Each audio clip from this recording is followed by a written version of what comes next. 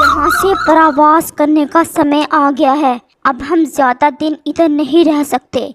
अगर कुछ दिन हिमपात और होगी तो हम उठ नहीं पाएंगे। हमें अपना जीवन सुरक्षित रखने के लिए कल ही जाना होगा।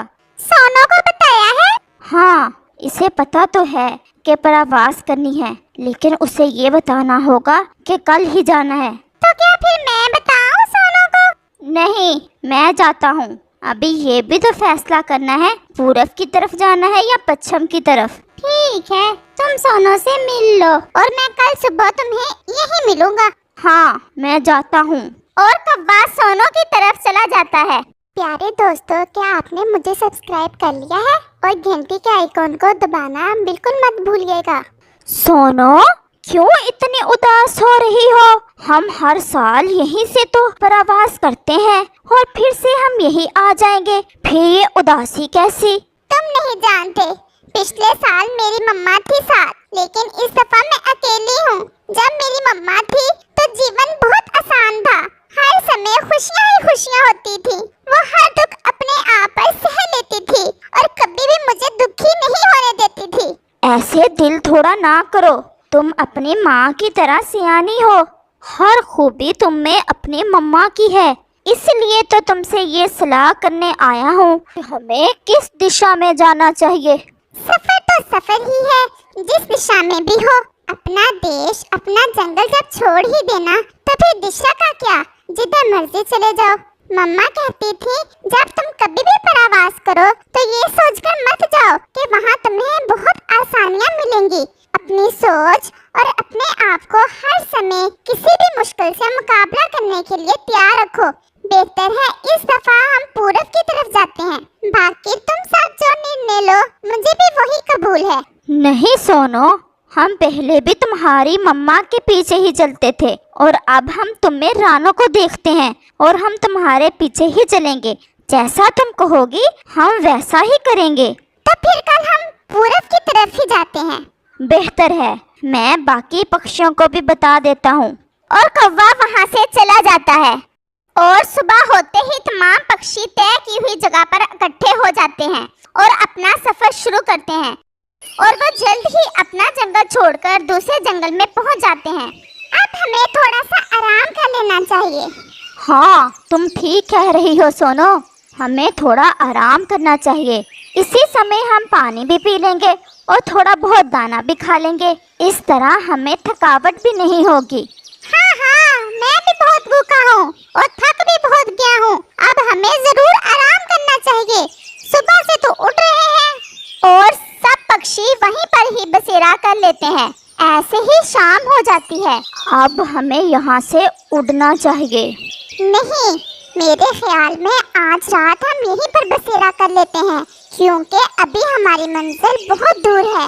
अंधेरे में हम भटक जाएंगे। इसीलिए यही बेहतर है कि हम अपनी आज की रात यहीं पर गुजार लेते हैं। ऐसे ही सुबह हो जाती है और तमाम पक्षी दोबारा उड़ने की तैयारी करते हैं। जल्द ही वो अपनी मंजिल पर पहुंच जाते हैं। ये कितनी सुंदर जगह है। मेरे ख्याल में हमें कुछ दिन पहले ही आ जाना चाहिए था। ऐसे ही हमने बर्फ में कुछ दिन जाया कर दिए। कितनी मुश्किल से गुजारे थे हमने वो दिन। हम कोई शौक से प्रवास नहीं करते। वो जंगल हमारे पूर्वजों का है और हमारा आखिरी ठिकाना वही है। ये तो सिर्फ चंद दिन इधर गुजारने हैं हमने और बस फिर अपने घर चले जाना है। जंगल में बहार का मौसम था। हर तरफ फूल ही फूल और पेड़ों पर रंग बिरंगे फल लगे हुए थे। तमाम पक्षी जी भरकर फल खाते और रात होते ही अपने अपने घोंसलों में वापस चले जाते। ऐसे ही दिन और रात गुजरते गए। सोनू आपी, यहाँ के फल तो बहुत नरम हैं और हमारे जंगल के फल बहुत सख्त हैं। मुझे तो सच मानो इधर बहुत मजा आ रहा है। क्या हम यहाँ हमेशा नहीं रह सकते? नहीं, ये बहार सिर्फ कुछ दिन की है और जब यहाँ बहार खत्म हो जाएगी तो फिर यहाँ एक दिन गुजारना भी मुश्किल हो जाएगा। ऐसे ही समय गुजरता गया और फिर समय आ गया वापसी का। तमाम पक्षी बहुत खुश थे अपने पुराने घर जाने के लिए। सब बेचैन थे, लेकिन तोता खामोशी से पेड़ पर बैठा हुआ था। तोते भैया, क्या बात है? हम जा रहे हैं, तुम क्यों खामोश होकर बैठे हुए हो। सुनो आपी, मैं कुछ कहना चाहता हूँ। शायद आपको मेरी बात पसंद ना आए, लेकिन मैंने निर्णय ले लिया है। बताओ बेई, क्या निर्णय लिया है तुमने? वो ये कि मैं अब इधर ही रहूंगा, मुझे नहीं जाना अपने पूर्वजों के घर में। ये तुम क्या कह रहे हो तोते भैया? यहाँ के फल, यहाँ का मौसम हमारे लिए अस्थायी है। हम इस मौसम के आदी नहीं हैं और ना ही हम ऐसे नरम नरम फल हमेशा खा सकते हैं। आप ऐसा ना कहो और हमारे साथ चलो। लेकिन मुझे माफ करना, मैं ऐसा नहीं कर सकता।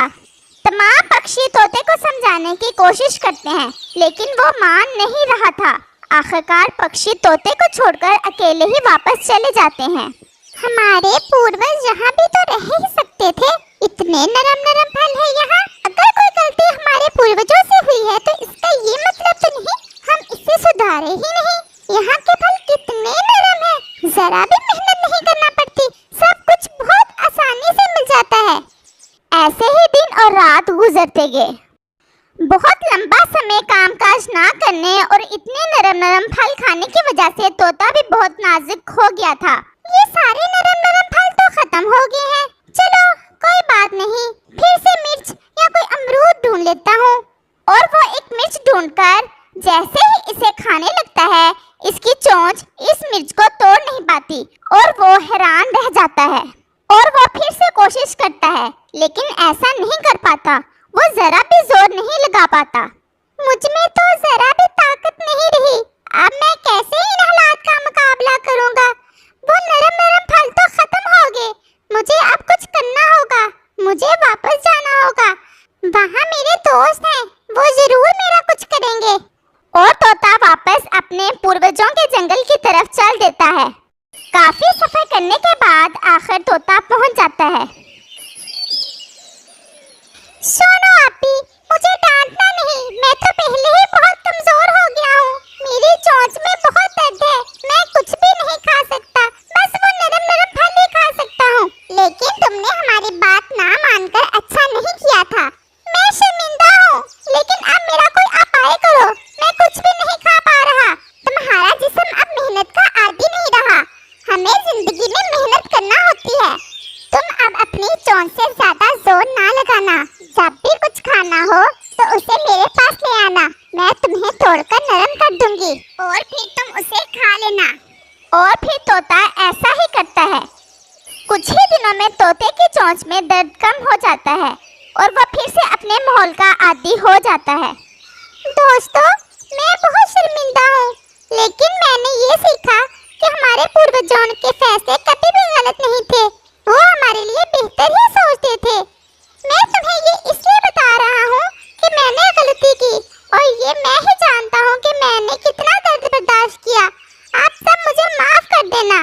अगर सोनू आपी मेरी मदद ना करती तो मैं कभी भी इस मुश्किल से निकल ना पाता। सोनू आपी, आपका बहुत धन्यवाद। इस कहानी से हमें ये सीख मिलती है कि हमें कभी भी अपने पूर्वजों के फैसलों के खिलाफ नहीं जाना चाहिए, क्योंकि उन्होंने अपनी जिंदगी के अनुभव से जो बातें सीखकर हम तक पहुंचाई हैं, उन्हीं पर अमल करके हम अपनी जिंदगी को ज्यादा बेहतर गुजार सकते हैं। कितनी सुंदर हूँ मैं, कितनी प्यारी हूँ मैं। इस जंगल में कोई पक्षी मेरे जैसा नहीं है। मैं सबसे ज्यादा सुंदर हूँ। पारो है नाम मेरा। पारो खूबसूरत तो थी ही, लेकिन वो हर वक्त खुद की तारीफें खुद ही करती रहती। इसे दूसरों से अपनी तारीफें सुनना बहुत अच्छा लगता। वो किसी कामकाज में भी ध्यान ना लगाती, हर वक्त अपने बनाव संगार में लगी रहती। आ गई फिर काली कलोटी। मैं जा रही थी सूखा घास लेने। कौवा भैया भी साथ है और शायद तोता भी जाए। हम सब पक्षी मिलकर जा रहे हैं। कल ही पूरब से संदेश आया है बादलों का कि वो कुछ ही दिनों में आ रहे हैं। हमने सोचा कि अपने घोंसलों की मरम्मत कर लें। क्या तुम नहीं चलोगी साथ? मुझे सब पता है घास कहाँ से मिलती है और तुम्हारे साथ जाना मेरी शान नहीं।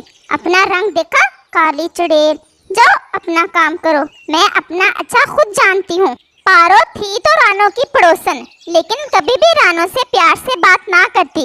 वो ये समझती थी कि वो जितनी सुंदर है, इसकी दोस्ती भी इतने ही सुंदर पक्षियों से होनी चाहिए। शायद इसे अपने जैसा कोई ना दिखता, इसलिए वो किसी से बनाकर ना रखती और ना ही किसी से दोस्ती करती। इतना फजूल बोलना तुम्हें उपयुक्त नहीं। अगर नहीं जाना तो ना सही, इतनी बातें करने का क्या फायदा? मैं तो तुम्हारी ही बेहतरी के लिए आई थी, भला इसमें मेरा कोई फायदा है? जाओ भागो यहाँ से, बड़ी आई मेरी सहानुभूति करने वाली। और रानो वहाँ से चली जाती है। प्यारे दोस्तों, क्या आपने मुझे सब्सक्राइब कर लिया है? और घंटी के आइकॉन को दबाना बिल्कुल मत भूलिएगा। आई नहीं पारो क्या? नहीं, तुम्हें तो पता है इसका, अपने बनाव संगार में लगी हुई थी। तुमने बताया नहीं इसे कि संदेश आया है बादलों का? सब बताया, लेकिन वो नहीं मानी। बहुत चालाक है वो, दाना मांग कर खा लेती है, अपने सारे काम दूसरों से करवा लेती है और खुद हर वक्त अपनी तारीफें करती रहती है। लेकिन हमने भी अब फैसला कर लिया है इसे इसके वर्तमान पर छोड़ने का। चलो हम चलते हैं। अगले ही दिन रानो के बेटे का जन्मदिन होता है। वो पारो के पास आती है। पारो, आज मेरे अकलौते बेटे का जन्मदिन की है, तुम शाम को जरूर आना। मैं बाकी सब पक्षियों को भी बता आई हूँ, बहुत मजा आएगा। सब इकट्ठे साथ में दाना खाएंगे। देखूंगी, लेकिन मुझे डर है कि तुम्हारे इस काले रंग का मुझ पर भी असर ना हो जाए।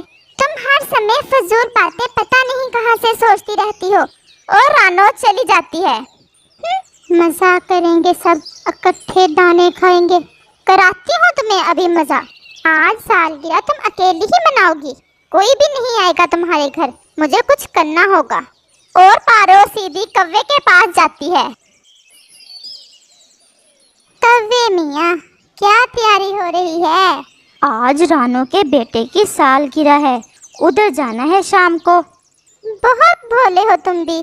देखो तुम्हारा भी रंग तो काला ही है, लेकिन तुम्हारी तो पहचान है ना काला रंग। वो काली पता है मुझे क्या कह रही थी? क्या क्या कह रही थी रानो? कि पिछली दफा पूनम रात पर जब कौवा मेरे घर आया था तो कितना गंदा था, नहाया भी नहीं था उसने। मेरा बस नहीं चल रहा था कि उसे घर से निकाल दूं, लेकिन मैं चुप रही। रानो ऐसा कह रही थी? हाँ ना, तुम तो पागल हो जो उसकी खुशियों में शरीक होते हो। अगर ऐसा है तो मैं भी अपने घर में राजा हूँ, मैं भी नहीं जाऊँगा आज। ये हुई ना बात। और पारो वहाँ से चली जाती है। और पारो तोते के पास चली जाती है।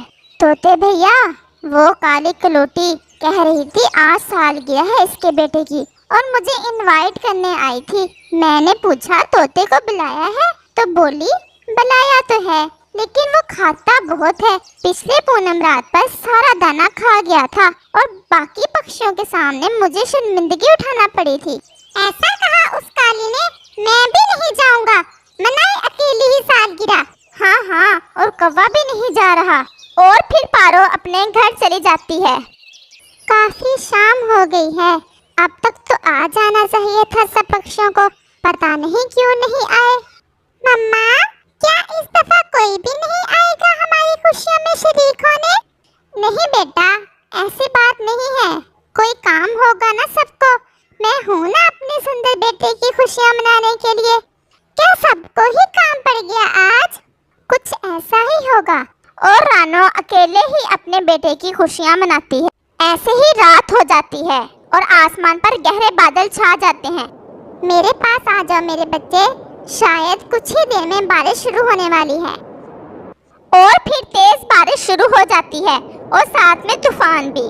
तूफान बहुत जोर का था, ऐसा लग रहा था ये तेज हवा आज सारे जंगल के पेड़ उखाड़ फेंकेगी। रानो अपने घोंसले में महफूज बैठी थी। कितनी तेज बारिश है और ये तूफान पता नहीं कब रुकेगा। रानो ने भी कर लिया होगा अपना फंक्शन अकेले ही, काली कहेंगी। वो खुद से ऐसे बातें कर ही रही थी कि एक जोरदार आवाज आती है और ऊपर से पेड़ की एक बड़ी शाख टूटकर पारो के घोंसले पर गिर जाती है और पारो इसके नीचे दब जाती है। बचाओ बचाओ, कोई मुझे बचाओ, मैं मर रही हूँ, प्लीज कोई मेरी मदद करो, मुझे बचाओ, कोई है?